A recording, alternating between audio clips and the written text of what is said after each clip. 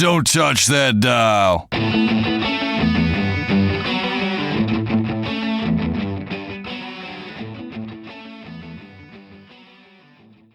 Welcome back to the Behind the Bits podcast, where my guests and I talk serious about stand-up comedy. I'm Scott Curtis, and I'm glad you're here. We're already to episode 10, and my guest is Jeff Webb from Valparaiso, Indiana. Valparaiso is a city of about 50,000 people. It has a nice college, and it has no comedy club. Jeff decided to do something about that. He started by producing a show at the local theater, and then produced some more shows at a local bar. And the bar holds a little over 100 people. They all sold out. Every show he has done has sold out. So Jeff is proof that if your small city doesn't have a comedy scene, you can make one yourself. We talked about how he did that and more in our interview. So the Behind the Bits podcast has had a surge of listens lately, and I'm welcoming all the new listeners and encourage you to tell your friends. Let's keep growing. Leave us a review wherever you listen to podcasts, iTunes, Stitcher, wherever. Give us a review. And then please let me know what you like about the podcast and what you'd like to hear. You can email me at scott@the BTB You can hit me up on Twitter at the BTB and Facebook and Instagram are both Behind the Bits podcast. I look forward to hearing from you, and thank you for listening to the podcast. With no further ado, here's Jeff Webb. Welcome back to the Behind the Bits podcast. I'm still Scott Curtis, and today I've got Jeff Webb from Valparaiso, Indiana. How you doing, Jeff? I'm doing great, Scott. How are you doing? Great. First time getting a chance to talk, actually. Yeah. We've exchanged a few messages on Facebook, and I stood you up for a show, so we've gotten off to a good start. Oh, absolutely. And I'm still here. Yeah.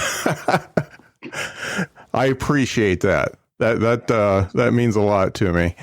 I remember I came across you because I was paying attention for once on Facebook, and I think I saw the very first show that you put on at the Market Lounge, and I believe the post I saw was the one where you said it sold out. And then I reached out to you about possibly doing a show, and then we became Facebook friends and social media and all that fun stuff. But I've been watching you as days go by and as you keep doing shows, and it seems to be an incredible success every time. Thank you. And it's been fun. Yeah, you're doing very well. One of the things I like to ask everybody is, what got you interested in comedy? So in two words, and I think you'll kind of get these two words from a lot of people in my generation specifically, but the two words that got me into comedy were Dave Chappelle. Uh-huh. And I mean, growing up, excuse me, you had, Chappelle's show, in my opinion, is one of the greatest triumphs in the history of comedy. Probably the greatest sketch show in the history of comedy. So him, all of his stand-up specials, and in college as well. I got into doing stand-up in college, and I didn't really tell anybody about it. It wasn't really a thing that I told people about because, nervous about failure. Yeah. But we did it, ended up getting moderate to slim success, doing the whole, reaching out to people, getting booked, and doing shows for other people, getting paid in drink tickets before I was old enough to actually drink. So getting paid nothing. And I got really tired of that eventually, and then kind of sort of switched over to the gear that I'm in now, which is more the promoter host avenue, which I still do shows. I'll still do shows occasionally. I'm actually doing a show with Serena Monet working on right now in Miami. Uh-huh. And was supposed to go on a little baby tour, but ended up turning that down because we're focusing more on these dinner shows that I'm sure we'll talk about later. But it's been a fun ride, and it took a long time, but I can actually say that I'm finally comfortable in my shoes as an individual who is in the stand-up bracket now. Well, that's great. Where did you go to school, Jeff? So I went to college. I went to high school at Portage High School. Mm-hmm. I grew up in Portage, and I ended up going to college at Purdue in West Lafayette. Okay. Yeah. It's I'm sorry you don't have a comedy attic in Lafayette, but that gave you the option to do some mics there. I'm sure. Do they have a comedy club there? There is not a comedy club in West Lafayette. Okay. I did go down to the Comedy Attic a couple times. Went down to India a couple times. And there'd be open mics around the area. People they were actually in student organizations would put on open mics, and for some reason, college is just a breeding ground for improv groups. Yeah. I'm probably going to get shit for saying this, but I hate improv so much. And it's like the idea of it is it's much harder than doing stand up, right? Well, yeah, because you're playing off other people. Right. Yeah. And that just, I can't do that because I've seen so many improv shows that just end up going tits up so quickly, and you end up losing the crowd. You know how it goes. If you don't grab a crowd within the first 20 seconds, they're gone. Yeah. And so improv is very much so a zero-sum game in terms of that. I'm steering clear of that. Yeah, I'm a little bit different than you in that I like improv, but I've been invited to do it several times, and I absolutely do not want to do it. It's terrifying. Yeah. I've been on stage. They pull me out because I've done, half stand up, half improv shows, and they pull me out and I'm like, no, why? This isn't working. And we do improv when we're on stage. I mean, everybody has to do crowd work. Sometimes people are drunk and they shout things out and you have to work with it. That happens a lot at the lounge, but because it's a more of a comedy club vibe, which I really, really love about it. But it's just the idea of an entire show being solely off of the basis of improv terrifies me to my bone. Yeah. But that's why I kind of stayed away from that and kind of focused more on the stand-up aspect of it. Yeah, and that's I can definitely respect that because I just can't see myself doing improv. I talk to so many comics that say that improv helped them and they have stand-up careers now, but I just don't have it in me. It's a lot, man. I know Dave Lane. I know you're familiar with Dave Lane. He does a lot of improv, and that's primarily his bag. Mm-hmm. And like I said, I deeply and entirely respect the people that can make that their main comedic hustle. I'm not made of that material. Yeah, that's it's just rough. So you had Dave Chappelle as an influence. Anybody else from your era that really stood out to you? So I mean, it's almost like two sides of the same coin, but Neil Brennan is another one. His creative partner is another that I absolutely love. More recently, I would argue when I was in college, John Mullaney is absolutely still killing it and has been killing it. And I always grew up as a child of that weird, zany, late night shit, like Conan O'Brien. Mm-hmm. Between Conan O'Brien, Dave Letterman, and honestly, Craig Ferguson, I don't, those three right there were just, in my opinion and in my era, the absolute kings of late night. I used to stay up late and I would watch Conan. I would flip between Conan and Dave Letterman and then stay up even later and watch Craig Ferguson and those guys. And there's an aspect of stand up in what they do too, because they have to do that monologue every single night that's written every single day for them. And obviously they have parts to do with it too, but those were also big influences. I love the fact that Conan would put on a show that looked exactly like what a normal late night talk show should look like. But once you get into it a little bit deeper, it's definitely out of the normal. And I always loved that. Like I said, those three were definitely the biggest influences in addition to that Neil Brennan and Dave Chappelle. Yeah. Conan's a nut. I'm quite a bit older than you, but I grew up with Letterman too because he was around for so long.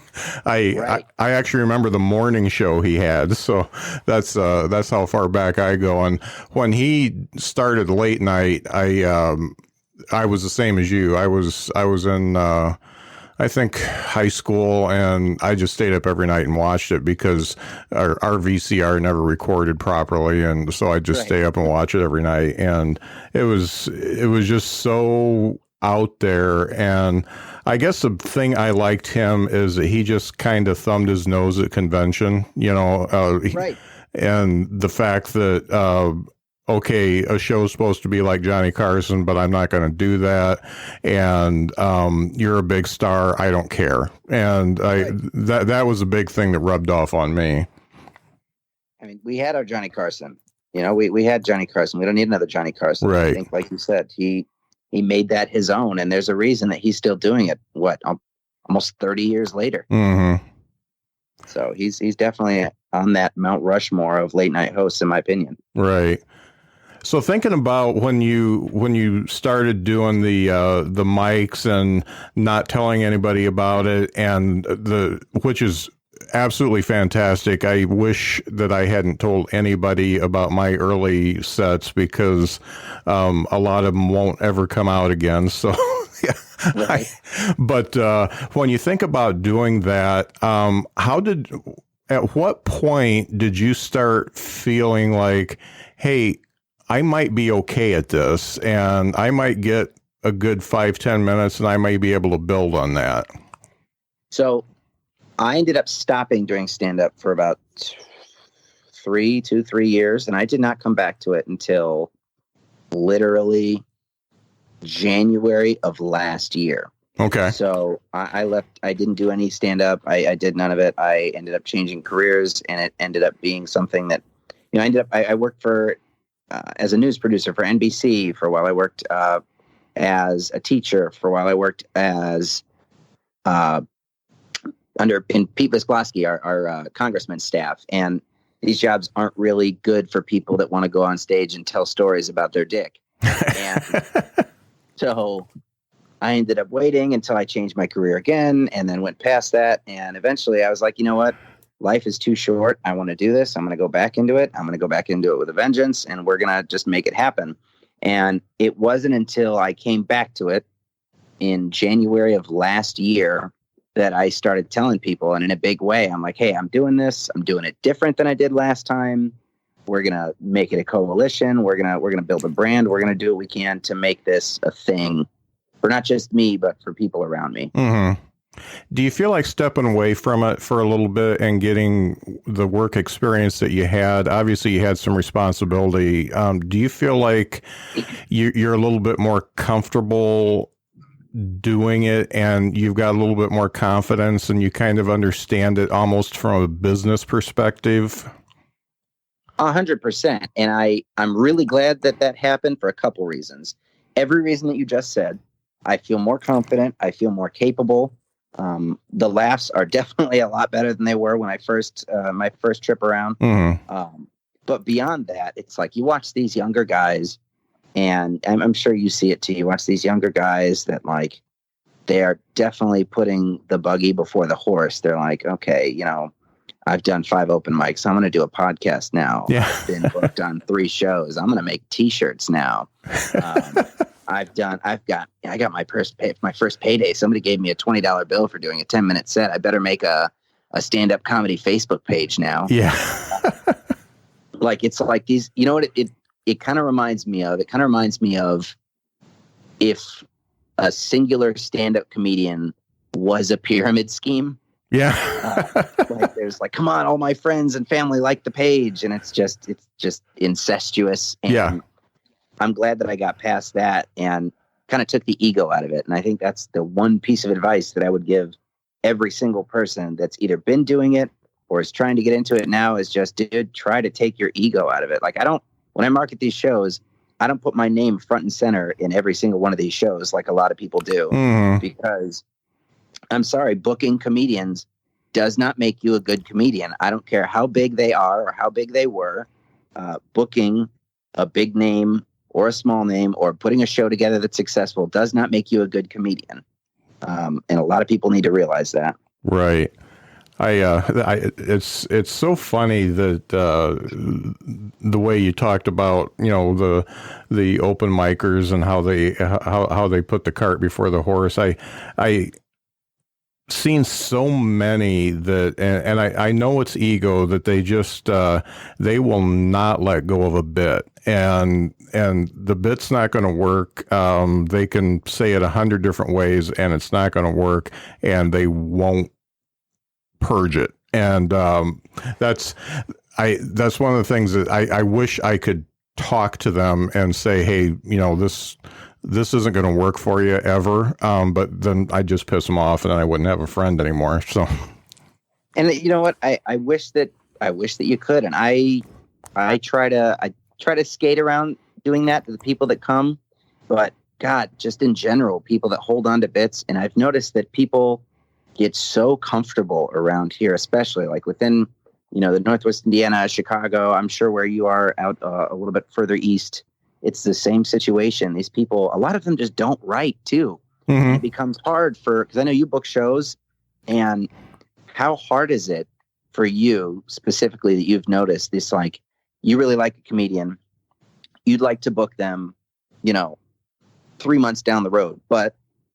your shows are popular. There's not a lot of turnover. So you're going to get a good percentage of people that come back to see new material. And then, 3, 4, 5, 6 months later, they're still doing the exact same bit. It's like they haven't written anything new. Right. And I can honestly say, like, I definitely take pride in that comedic aspect of what I do. In what I've seen, I write more than most people that are around this area. And I'm doing new things because when you're a host, you get a large percentage of people that come back because they like the shows. And, I heard a quote once, Bruce Springsteen can go on stage and play Born to Run for the next 30 years of him being an artist. But if a comedian goes on stage and tells the same joke, they're going to get raw vegetables thrown at them. Yep, for sure. I wish, man, there's a lot of, just write more. I promise you could do better. Mm-hmm. Keep moving forward, So let's talk about the writing a little bit. Do you have a schedule, or what's your writing process? So my writing process consists of me usually enjoying the devil's lettuce at about 2 a.m, laying down to fall asleep, having come within about an inch away of actually falling asleep around 4 a.m, thinking of something that I find very funny, waking up, writing it down, writing the entirety of it down and coming up with a bit, and then finally falling asleep around 5 a.m. So usually it's not something that I sit down and I force myself to go through some kind of creative stream of consciousness. It's just, I think of something before I go to bed, I have to write it down or I'll forget it before I wake up. Mm-hmm. And it's really, it's not more complicated than that, if I'm being honest. Right. So do you do like the standard first draft and then work from the punchline back to get it tight, or what do you do with it once you get a premise down? So my style of comedy is very much so storytelling. It's and I think that's not shocking considering my greatest influence is Dave Chappelle. Right. I think Dave Chappelle is the greatest storyteller of our generation. And so I will basically think of a story that some kind of crazy shit or fun things happen. I will write down the entirety of it and then kind of put in the punchlines throughout it. And I think that there are a couple different kinds of comedians. You get your standard people that just, you get your jokes like your ha-ha, ha-ha, ha-ha, ha-ha. So you get those people that are getting the little jokes in, and then you get the big joke at the end of it for the punchline. Whereas me, it's you kind of build, like the laughs build throughout the entirety of the joke. And then at the very end, you get the best punchline at the very end. Mm-hmm. And I like that a little bit better because it keeps the audience interest. They're waiting for the end of it. They're waiting because they know that you're leading towards something. Mm-hmm. Harder to do. I've done some stories, and it's hard to do it right because if you mess up one part of it, then all of it's gone. Oh, absolutely. Yeah. It's hard to come back from a botched story because it's just one linear string and you can't cut the string if you're only 3/4 of the way through. Yeah. I'm in a lot of different, writing groups, Facebook and Reddit and stuff like that. And the question, people write the whole joke down and say, how can I make this better? And my reply is always, you have to say it out loud in front of an audience, because you're not going to know where the laughs are, and you have to record yourself and know exactly where the laughs are, know how long it is, and understand what you can purge, what you need to keep, what you need to build on. You can write it down and people can say, this doesn't sound funny, but they don't know what motions you're making on stage, what your face looks like. There's so many things in your presentation that nobody knows about. Right. And so I don't do very many things in terms of my comedy very traditionally. Like a lot of people, when they write a new bit, I think you know Keegan Dameron, right? Yep. Keegan Dameron, sorry. Keegan is very much so in that vein of people that will write a bit down and then just work the hell out of it. He will go to mics. He will do everything that he can to make sure that bit is properly polished, shined, and he'll do it on stage 5 or 6 times before he takes it in front of a paid audience. Mm-hmm. And I can't do that. I respect the people that do that, but every time I go to a mic, you know the mic crowd, it's the people that are in an open mic crowd are not coming to laugh. They're coming to do their own things, and they don't really care about you. Mm-hmm. So when you don't get the response that you want, sometimes you're getting mixed messages, and you end up walking off stage thinking, oh my God, was that bit that terrible? I thought it was good. And then like this, there are several times, because I'm both slightly, we'll say confident. I'm confident, and I also have a feeling at this point that I just know what's going to work. And not everybody has that sense of knowing through either formula or just experience what's going to work. And so I don't go to open mics. I refuse, because there have been several times where, just to test it out, like I did an open mic at the Laugh Factory in Chicago once, and I did a story about a prostate exam that I ended up having to have. Mm-hmm. And I got a mild lukewarm reaction. And I ended up not being happy about that. But then, the person that I ended up going with, she was like, no, that bit's fantastic. You need to take that joke. You need to do it in front of a paid audience. I assure you it was funny. And I was really nervous about it, but I took it in front of a paid audience, and it killed. It was the best bit of any comic, of any bit that night. So it's just weird how that works. But you also have to take into account the environment that you're in when you're doing things like that, right? Right. I'm a little different than you, and I've just recently gotten really freaked out because I'm doing this funniest person in Grand Rapids show contest, and that's Wednesday of this week. Excellent. So I got, I guess, a little self-conscious about my stuff. I had done a show in Goshen, and everything killed. And I thought that I knew that's what I was going to take with me to Grand Rapids. And then I did the open mic in South Bend, and second guessed myself a little bit. So I said, I gotta get out of town and do some mics. So I did one in Kalamazoo last Wednesday, which is an hour and a half away. And last night I went to Grand Rapids, which is 2 hours away, and did an open mic in a bowling alley. Nice. and strike out? Well, no, it went okay. I had a couple comics at the Kalamazoo mic say, "Hey, you're pretty good," but it was my wife and like 2 other audience members, and kind of a sketchy bar, and it was it was not worth driving an hour and a half for me. And then last night there was probably 60 people in the audience, and I got stuff back from them, but the guy that was booking it says, well, you're a new comic, so you only get 5 minutes. And so I drove 2 hours for 5 minutes, and I stretched it to 6 because he got distracted and didn't give me the light. And it was good. I was glad I made some changes and stuff like that, but I'm probably not going to do a lot more of that, because all it does for me is makes me tired because I lose sleep. Right. I mean, open mics just in general cause stress. And I've only done one open mic at the lounge. I would like to do more of them just because I'd like to see more people that are able to come and show their stuff. And I try to give a more, the thing that I love most about that location is that everything that we do there is very laid back. And I love trying to just, even if it's not great, I want them to know that whatever the good parts that they do are, right? Mm-hmm. And like one of my favorite things about running the Lounge show is watching people that have not performed in front of crowds that size perform in front of crowds that size, typically kill, and get that deserved boost of confidence. Mm-hmm. Like, I'll give you an example. There are two people in particular that are coming to my mind right now. One of it is, you probably know it, one or both of them, Billy Dodaro and Michael Banks. They're both relatively new to the Chicagoland, Northwest Indiana comedy scene.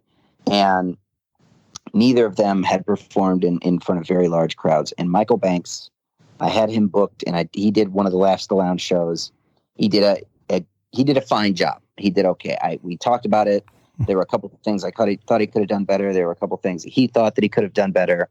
And I said, okay, I'm going to give you, let's do it again. You work on these polished things. Let's do it again. Mm-hmm. And I was tasked with booking a benefit show for the Valparaiso Police Department Canine Department. And it was a show in front of about 250 people.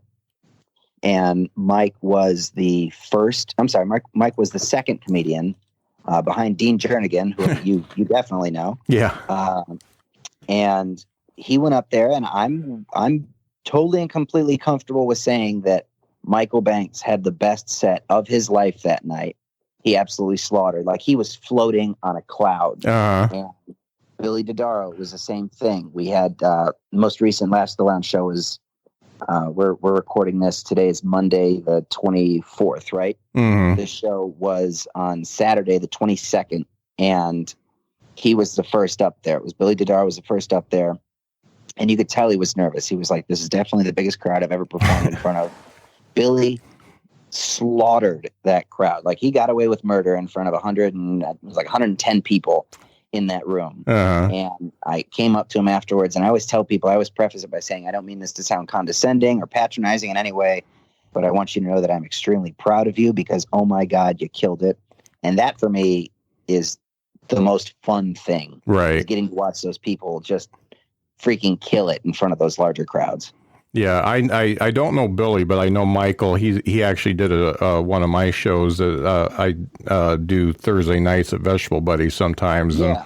and I got to know him because he comes to the Drop open mic once in a while, and yeah.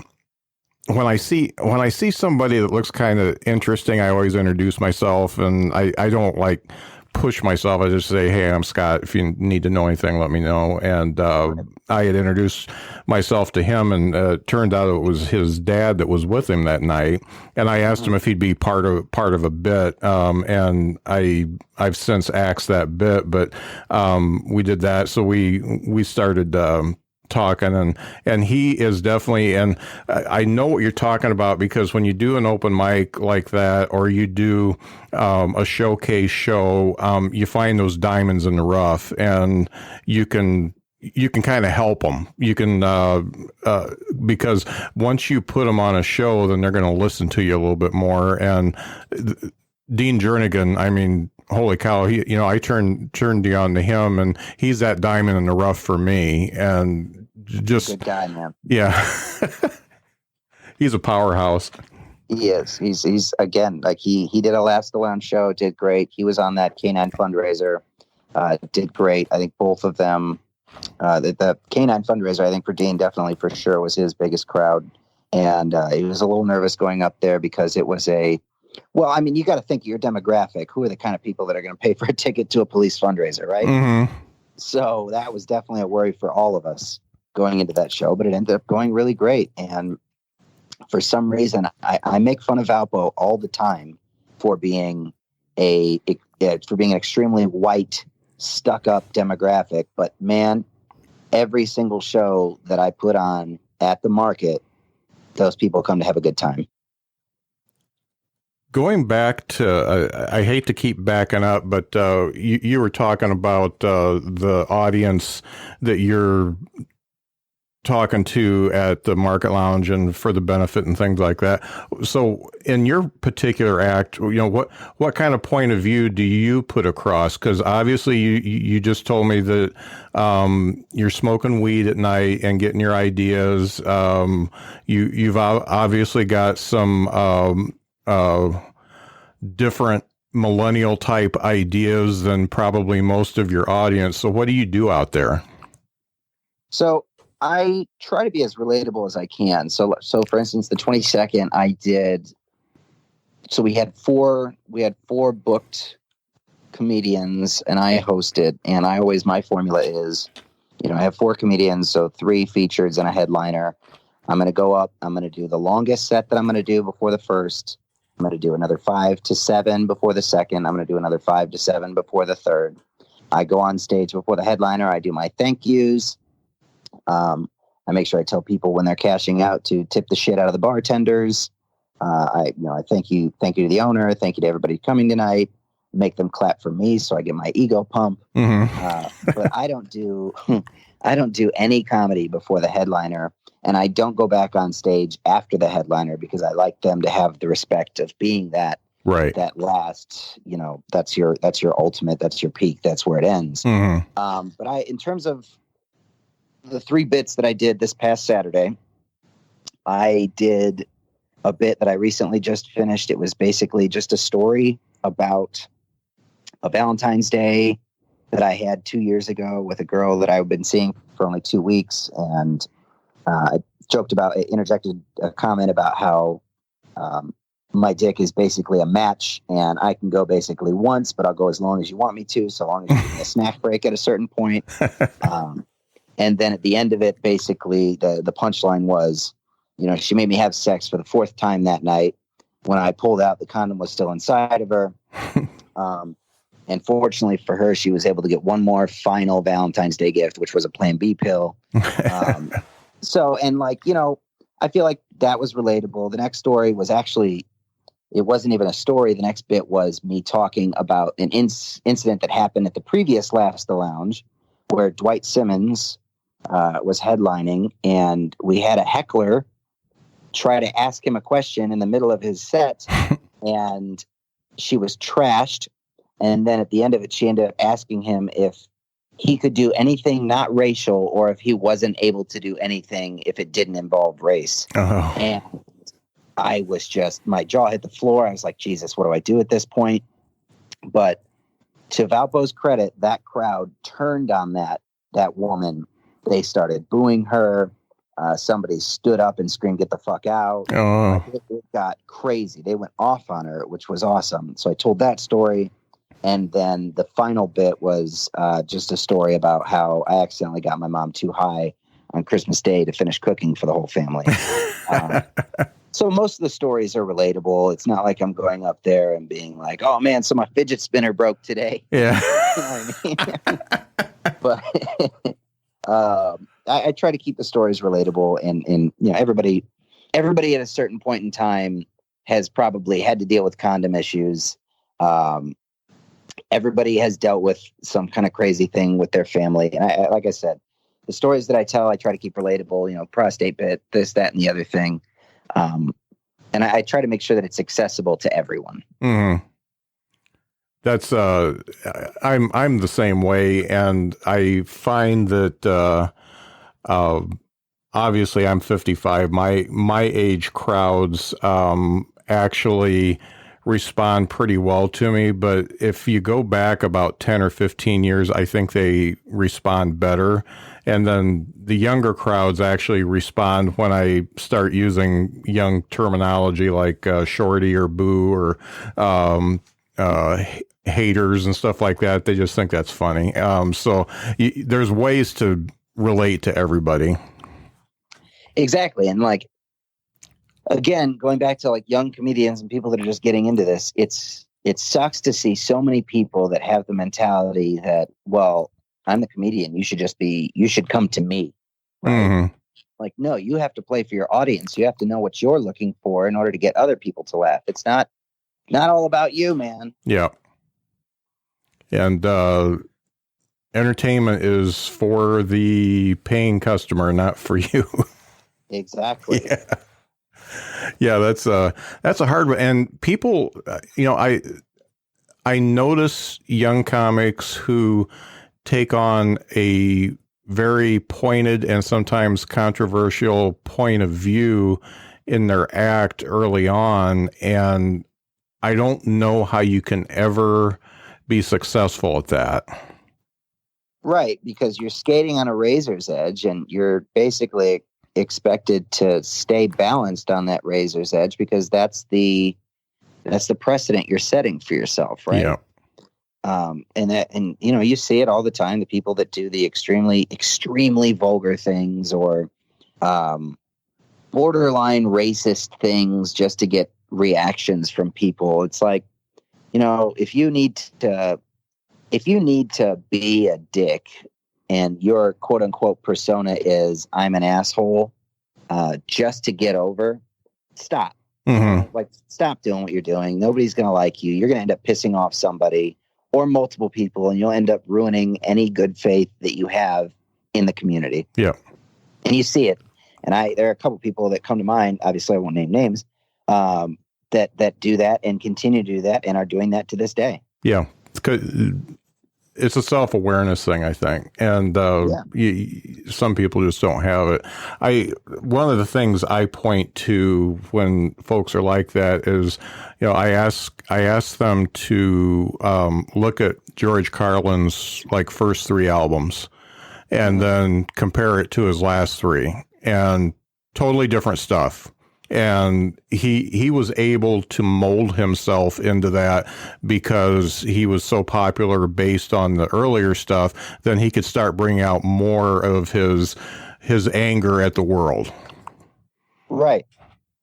Absolutely. And be successful at it. Absolutely. And I think, like you said, but he solidified that base, right? Yep. He solidified that base, and he solidified himself as being somebody that's not that fringe person, so that he could take those occasional trips to the edge. Mm.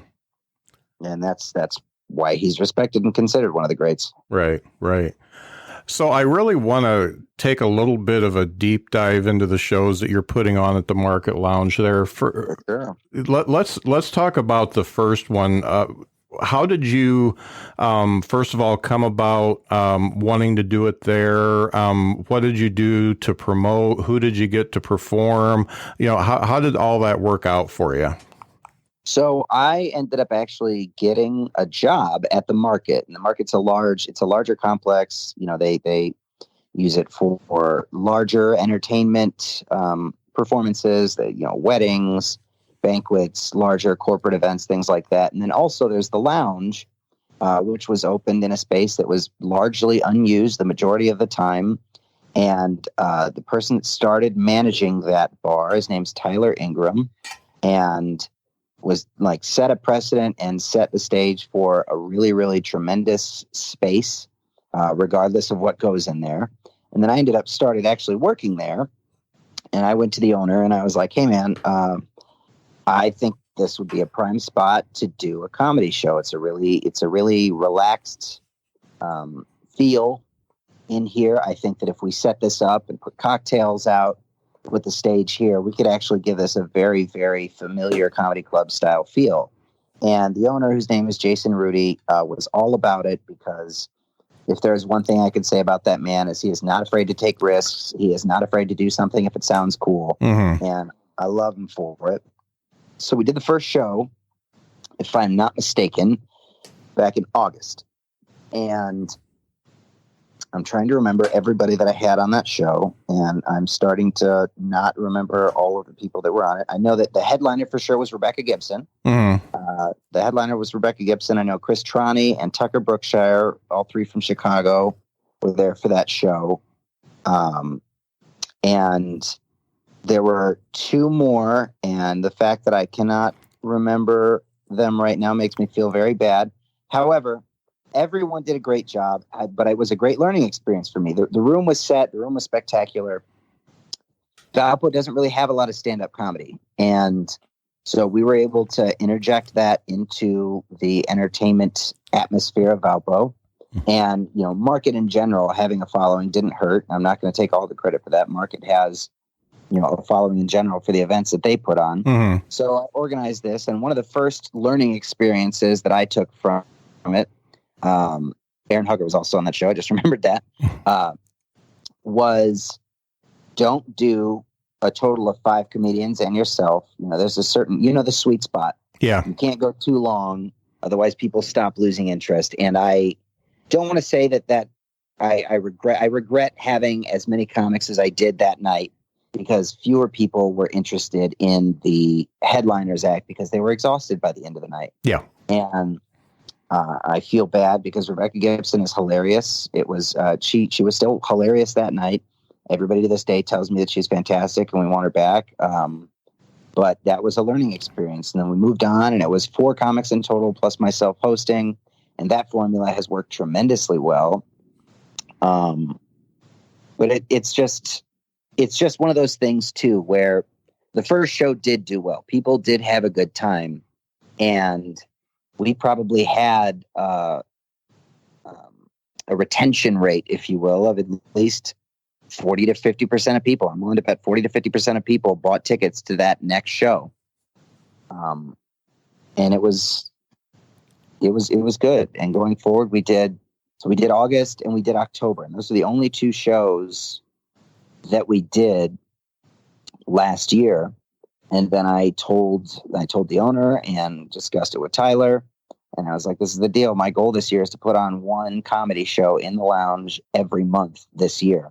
And we're on pace to do that. We already have them scheduled. We're not, obviously not going to release tickets or announce those shows until about a month before each show. Mm-hmm. But, just to show the growth as this things happen, we sold out the January show. And I don't remember the exact time frame we sold out the January show, but we started selling tickets for the February show the day after the January show. And tickets for the February show sold out in 6.5 days. Wow. So it's, I'm trying so hard not to be extremely cocky about all of this, but it does feel great. Yeah, you should be proud. How big of a city is Valpo? Valpo, if I'm not mistaken, somewhere around 50,000, 60,000 people. Okay. And you've got the university. The university, it's a wealthier demographic, I would say. Oh yeah, my son got accepted to Valpo, and I sent him to IU. So yeah, I don't blame you. Don't blame me at all. There, you got 1 year of tuition at VU is roughly 4 years at a public college. Yeah, I saw the bottom line there. Oh, come on. Yeah, exactly. But no, it's like that, and the shows have been spectacular. People have a good time, and that's what it comes down to. Is we set the tone of the show very early. I go on stage and I set the tone very early, even if there are some bits that I will do that may not be as funny if I'm not doing them, and that just goes for any comedian stuff. But I'm confident enough at this point in doing stand up that I'm able to relay to the crowd, like, hey, you should laugh now. This shit's funny. I'm confident enough to where they know, in the way that I say things and the way that things are said at the beginning, like, this shit's funny. You're going to want to laugh at this. Yeah. And you set the tone, like, you're here to laugh. You're here to have a good time. Don't be a prude. People are going to say dirty words. People are going to talk about dirty things. Just drink your drink and laugh. And they end up doing it. They're if you suggest that to people, they'll end up doing it. That's cool. So having been out of the game for a couple, 3 years, how did you make connections with the folks that you've had on so far? I'll give credit where credit is due. A large part of that at the very beginning was Keegan Damron. He, the man has his finger on the pulse of the scene and cares about it. He's actually he's running a campaign to be an elected official right now. So he's kind of taken a step back from stand up. But, that first show that I ended up coming back to that we did at the Hobart Art Theater in January of last year, that show, I remember that was a big show and that was a big deal for me. It was myself, Kevin Kellum, and Rebecca Gibson of Chicago, Keegan Dameron, and Shannon Roston. And we ended up hitting it off. I mean, we did several shows. We did another show with that exact same lineup in June at the Hobart Art Theater. We took that exact same lineup and we did the last stand-up comedy show at Indiana Beach last summer. Rest in peace. But hey, maybe they'll save it. Fingers crossed, man. I love that place. I would love to put on another show. We ended that was a lot of fun. That was a lot of fun. We ended up doing a show at the Roof Garden Lounge at Indiana Beach, overlooking the lake. And man, we had a blast, and we made good money there. But yeah, so I ended up making connections through that. And at a certain point, it's kind of funny when you first start off. Everything is much harder. Like open mics are harder. Being an opener is harder. When you are playing in front of a smaller crowd, it is harder. When you're later in the show, when you're playing in front of a bigger crowd, it's a lot easier to get the laughs because they're already drunk and there's enough sample size to where people are going to respond favorably to the stuff that you're putting out there. Yeah. But as time's going on, I've put on these shows in Valpo. The word has spread about them. And nowadays people reach out to me. And they'll send videos. And I mean, you yourself, you sent a video and, not to be a dick, but I definitely have tried to have you on twice now. Third time's a charm, baby. Third time's the charm, I guess, Scott. But no, yeah, and it's things have worked out well like that, and I the way that things are going is spectacular. We're I'll be as coy as I can.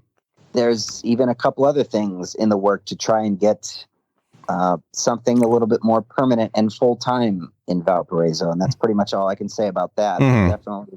Definitely stay tuned. So, being like a 50,000 population town, people love comedy no matter where you're at. But people aren't going to drive an hour and a half or 2 hours to see comedy. Right. So if you find that spot, you have to have a decent location. You got to get some decent comics and build a reputation. And then it just seems like that is a perfect spot for comedy. And so many people, I look at my demographics on who listen to this podcast, and it's just all over the country and a lot of very rural areas. And I know it's people who they might know one comic and they want to put on a show. And sometimes that's the only way you're going to get a show is right. if you do it yourself. And obviously you have shown that it can be successful in a pretty small city, and you can not only be successful, but get the repeat business that keeps it going. And I think a lot of it has to do with production value too, right? Like first off, you have to have your good lineup, and there are people that I trust, and I'm not just going to go off videos, and I'm not just going to go off of clips that people send me, because those are very obviously pointed, edited, and purposefully sent to show the bright sides of people, right? It's supposed to show the good. So that's where it comes in to have the friends and the people that do this that you trust and get that second opinion. Like, hey, tell me about this person. Are they funny? You think they could do? What's the most you think they're comfortable enough doing? And can they carry a 5 to 10 minute set? Can they carry a 10-minute set? So you do that. And that's the first fundamental block. But I think also, like I said, production value. Like, I was booked on a show once, and I showed up, and the showrunner was like, it was their first show. It was his first show. And he was like, will you do this show? And he was a friend. So I said, yes, of course, not even thinking about pay or anything like that. And I showed up, and there was nothing set up. There was a background. There was a staging. I was like, cool, where's your PA? He says, well, we don't, I didn't even consider that. I thought that we'd be able to use the PA here, the karaoke machine, but it's not working. It's like, okay, where's your lighting? And he says, oh yeah, we definitely need that. So like I made a call last minute, and I brought in a PA system for him. I brought him a lighting rig for him. And you don't like, that's the thing. You're able to get that repeat business because people think that it's an event. And I was just talking to the owner of the market the other day about this. I was like, because he laughs at me because I wear a suit every time I host this show. And it's, I know, crazy, but I wear a suit and usually a Hawaiian shirt with no tie under the suit. So,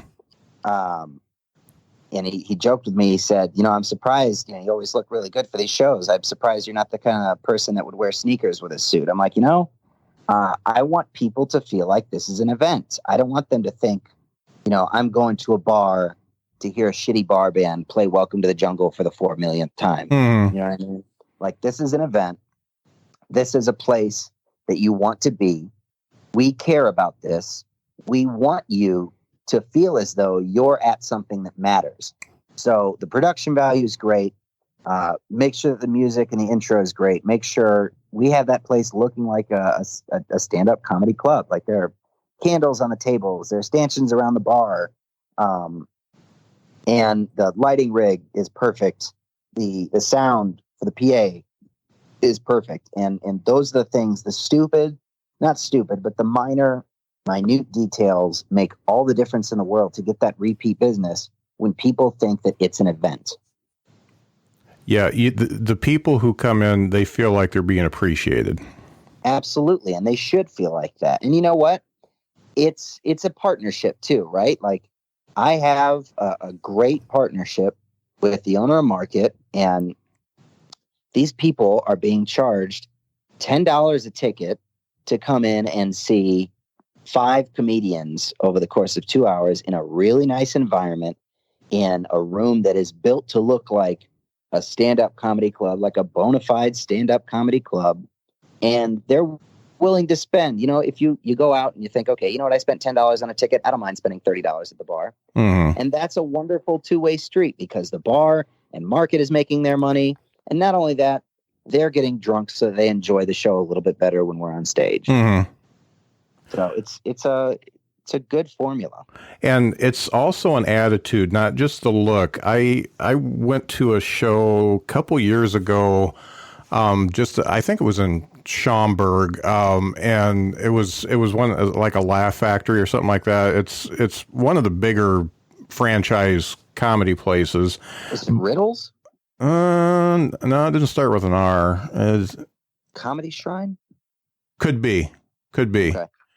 But it was a fairly large venue, probably 250, I think it could hold. And they had 3 comics. One of the guys was on whatever that show is where they do talent stuff, and Howard Stern was on it. America's Got Talent. Yeah, I just don't watch TV. But anyway, he was on it. And the wait staff didn't care. The guy who came out and did the emceeing, he didn't care. The comics didn't. I don't think I laughed once that night. Right. And I was like, this is awful. Nobody wanted to be there. And I think it was like a holiday weekend or something like that. So nobody wanted to be there. It was like Labor Day or something. And they showed it. And the audience didn't care either, because they didn't get very many laughs. And that, that's the thing too, is that you have to show a sense of ownership about these things. Like, Laughs at the Lounge is my baby. Like, I care about that show more than any other show, set, or venue that I have ever performed on or in. It is the thing that I give all of my attention to. The bookers at the Hobart Art, we did the last Forgettable Night at Hobart Art December. We had a good showing. It was a good time. Trying to remember who was on that show. It was Bobby Wright, Ashley Lusk, Keegan, and Kevin Kellum were on that show, and myself, obviously. And I knew that it was the last show, and they'd asked me, they were like, do you want to get another one on the books? Let's have you in here. Let's do another one in the spring. And I made it the final Forgettable Night because I am that focused on Laughs at the Lounge. I'm that focused on what happens at the Market Lounge. We want to keep getting better. And we like the capacity that we're at right now, because if it gets too big, then it becomes harder to handle, but I love that, 100 to 110 max capacity in this space crowd. And I care more about the quality of it. And people are always telling me, they're like, $10 for this ticket. Why don't you raise the price of the ticket? A lot of places are doing like $15, $20. And I'm like, yeah, a lot of places are doing $15, $20, but, I would rather have it be accessible to more people so they come out, see what it's like, and then want to keep coming back because it's consistent at this point. People know what to expect. People know that if you want to do a show, if you want to go to a stand-up comedy show in Valparaiso, this is the only one that you should be going to. Mm-hmm. And if you do my particular view is if I do a $20 cover and there's a 2-drink minimum, I get 2 drinks. If it's a $10 cover, I drink all night. And exactly, I always spend more, but it's just the thought of it. Exactly. I couldn't agree more. And that mentality benefits the comedians as much as it does the bar. Mm-hmm. But a lot of the bookers around the area, a lot of people that try to run shows really don't have that mentality because they're all about what they can make and they're all about how little they can pay their comedians, which is another thing I'm really proud of. Like we've talked about this before. I'm not to name specific specific numbers because I don't want emails from 50,000 comedians across the country hearing this. But I mean, we pay features better than most clubs in Chicago pay features. Mm-hmm. Your headliner is going to make really good money. And it's worth it for people. It's worth it for comedians to come from, Chicago. We've had someone from Milwaukee, from the Upper Peninsula in Michigan come down, and it's worth it for them to come to these shows because they're going to get paid, they're going to get laughs, they're going to get good experience, and it's going to be a good time for them. Right.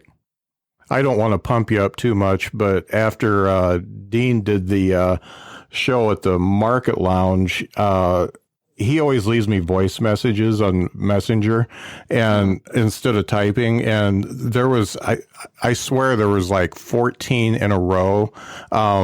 He's like, I can't believe you got me on this show. This is the best show I've ever been on. Jeff treats everybody like royalty. I just absolutely loved it. And holy cow, you're the best person for hooking me up with Jeff. So. Well, I appreciate it. And, Dean deserves all the respect and adoration and admiration in the world because he's a funny guy. I know when you were booked for, what was the first time? Was it the January show? No, I think it was the show after that. Okay. Yeah. Cause he was going to be on you were going to be booked for that show. Yeah. And, I think you were surprised with a vacation from your family. Yeah, my grandson took precedence. Absolutely. Family comes first. I completely understand it, man. And you were like, I'm going to give you this guy. I like him. I trust him. I think he's funny. And it was a last minute thing. So I really didn't have a minute to vet him. So I probably gave him the shittiest introduction he'll ever get. Yeah. And then just saying, I was like, well, so this guy was a fill-in. I don't know if he's funny, but let's hope he is. We're going to find out together. And he goes on stage.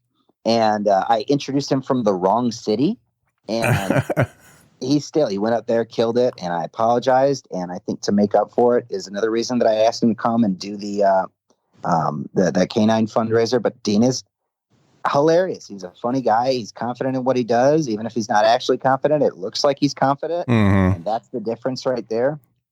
And I was like I said, he will be booked again, and I love him. He's a great guy. Yeah, I just want to I want him to succeed. I told him, if he totally succeeds, just put me in your entourage, and I'll be good with that. Right, exactly. But yeah, I push him in directions. Every time I hear of anything going on, I just say, go that way because I'm not doing, I love to perform, but I'm not doing it for the money. I don't need it. And I don't want to travel or anything like that. I just, it's my midlife crisis, but anytime I can help somebody, that's when I feel like I'm doing well. Well, I wouldn't even accredit that mentality to your quote unquote midlife crisis. I don't, it sucks to be the person that comes into a foreign place and is basically a paid gun and goes on stage at somebody else's show. It sucks to be that person. Mm-hmm. I realized, I thought that was what I wanted to do. I was like, oh yeah, I want to be a touring stand-up comic. I want to do this. I want to do that. I don't want that. I want to be the guy that puts on the shows, and I want to be the guy that, you know what? I might see the same audience X amount of times a year, and I'm fine with that because that means that they respect me and trust me enough to put on a good show repeatedly. It makes it more difficult because I cannot do the same bits over and over and over again like a lot of comedians around here do. But, I have more fun doing it. I have more control over it, and I'm able to give a level of quality control that people are able to respect and appreciate. Right. And you get to live a pretty decent quality of life too. That's a big thing. Right. Nobody, I'm doing a couple, like I said, doing that show with Serena, doing a couple things around that I get to travel this year. And I'm not taking that for granted, nor do I don't appreciate it. It's going to be a lot of fun, but I'm basically going to break even on those shows. And it's a free vacation, and that's cool. Mm-hmm. But that's not why you do things. I'm really proud of the fact that I get to pay my mortgage in March with money just from stand-up comedy, and that from this last month, and that's never happened before. And I think it's just the fruits of putting in a lot of effort into it. Right. That's great. Talking about the shows that you're doing, since hopefully some people in the Valpo area will be listening to this, do you have some shows coming up that you can talk about? Yes, actually, we have 4 that we're doing something interesting in March at the Market Lounge. We are putting Laughs the Lounge on a short hiatus. We're going to come back to it in April. The next Laughs the Lounge is April 25th, and tickets for that will go on sale after these 4 shows in March. But what we're doing in March is a collaboration between myself and the owner and executive chef at Market, and it's called Cut Up, and we're calling it Cut Up, the supper club and comedy venue, and it's a pop-up experience inside the lounge. There's going to be 4 shows, March 20th, 21st, 27th, and 28th, the last 2 Fridays and Saturdays in March. And so basically the ticket's $55, which is obviously a lot more than your typical $10 Laughs the Lounge ticket, but the ticket's $55. But with that, you get a 4-course meal, which is either crab cake or shrimp cocktail, your choice of Caesar salad or lobster bisque, prime rib with fingerling potatoes, Brussels sprouts, a cherry tort, and a cocktail, a craft cocktail from a list of cocktails, plus the comedy show for the evening. So you're getting a 4-course meal, a cocktail, and a comedy show for $55. And we're only seating a maximum of 50 people in that room for each of those 4 shows to give it a nice, intimate feel. And I really excited about that. Yeah, that sounds like a good deal.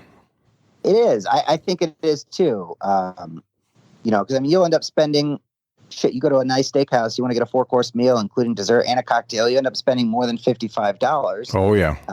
And you're also getting a comedy show. And the first weekend is headlined by Kevin Kellum. Second weekend is headlined by Ken Hamlet. The first weekend's features will be actually Michael Banks and Coffee Black, Darren Cujo. I think you may know both of them. Yeah, I do. And then the second week's features, one of them is Keith Evans, and I'm still in the process of getting the second feature, but it's just a 3 stand-up set with myself hosting. I'll probably do a cumulative 15 to 20. Each of them will probably do about 10. Your headliner will do about a half hour, but you're going to get an hour and 20-minute, hour and a half comedy show, plus a 4-course meal and a cocktail for $55. And I think it's a good deal, and I think it's a really cool idea that I'm really proud of and really putting a lot of pressure on myself to do well at. Yeah, that sounds really cool. Can you just run the dates by again real quick?